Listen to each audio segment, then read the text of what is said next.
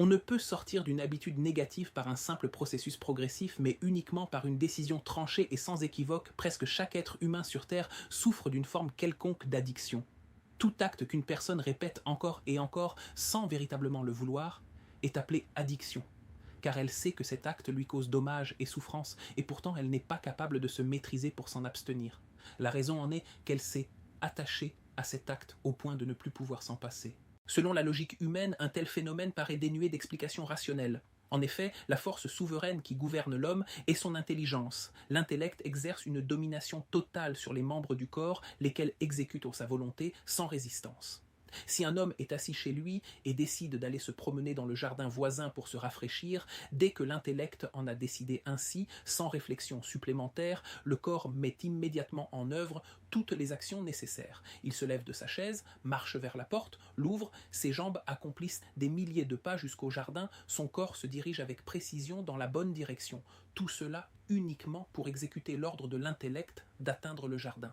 Mais, étrangement, dans le domaine des addictions, la situation est totalement différente. Un homme peut connaître des dizaines d'études scientifiques rigoureuses et éprouvées qui démontrent, au-delà de tout doute, que la chose à laquelle il s'est attaché lui cause un tort réel. La société crie vers lui « Arrête, tu détruis ta vie ». Il perd encore et encore des choses précieuses, et malgré cela, il ne parvient pas à se libérer de cette mauvaise habitude. Bien que l'addiction ne semble pas avoir d'explication rationnelle, il existe une explication spirituelle et fondée sur la Torah qui en éclaire pleinement la nature. Dès l'instant où l'homme choisit d'accomplir un certain acte, il n'est plus véritablement maître de ses désirs, il est gouverné par l'un de ces deux penchants, le penchant au bien, Yetzer Hatov, ou le penchant au mal, Yetzer Hara.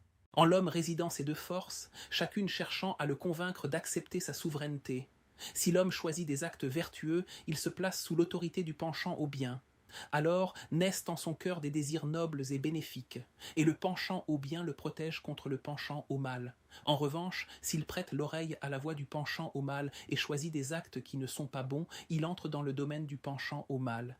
Des désirs de transgression s'éveillent en lui, et les appels du penchant au bien ne parviennent plus jusqu'à ses oreilles, car le penchant au mal ferme les portes de son royaume, afin que l'homme ne les entende pas. Cela ressemble exactement aux élections démocratiques organisées dans chaque pays. Tous les quelques années, des candidats à la direction de l'État sollicitent le soutien des électeurs. Dès que l'électeur a choisi, ses dirigeants deviennent ses maîtres. Ils décideront de ce qui adviendra dans le pays et de la manière dont se déroulera sa vie. À partir de ce moment, l'électeur ne peut plus décider lui-même, car il a déjà confié à d'autres le pouvoir de décider pour lui.